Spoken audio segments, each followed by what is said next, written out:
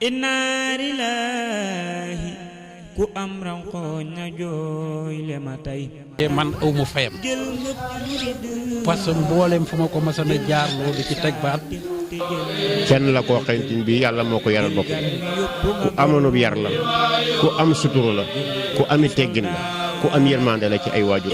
musta yëkkati sama si ditu jëde lu ma ko masaa wax lu nekk yàlla xam ne seex dem na ca lu ma ko tere lu nekk bàyyi na loola.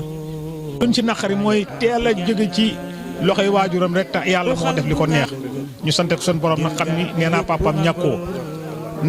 xañ na nag yàlla moom mooy dogal na ko neex waaye sant nañu yàlla bu baax a baax xam ne yàlla lu ko neexee ci coobaram la ko def te bu defee dañoo war a sant. Cheikh Niang am na yar am na ay teggin fonk na ay kilifaam fonk na day fonk na bàyyam. jàmbaat yoo xam ne wax dëgg yàlla daayira Matlaboul Fawzeyni bi mu ko ñàkk ba tey amagul ku mel ni moom waaw. Cheikh moom nekk na amul taalibe dëgg fa yàlla. daayira bi sëñ Touba moom bu liggéey rek mu fay la te fay na ko ndax fu waay toll yaa ngi koy nemmeeku yaa ngi koy ñaaral. fépp foo xamante ni rek yaa ngi fa daan dégg rek ñu naan mbirum sëñ Touba la soo gëstoo mën naa ne di nga fa gis ki nga xamante ni moo di si. waaw yal na ko yàlla teeru te àjjana yu kawe ci barke Seydina Muhammad ak. yërëm ko rek te xaar ko àjjana rek.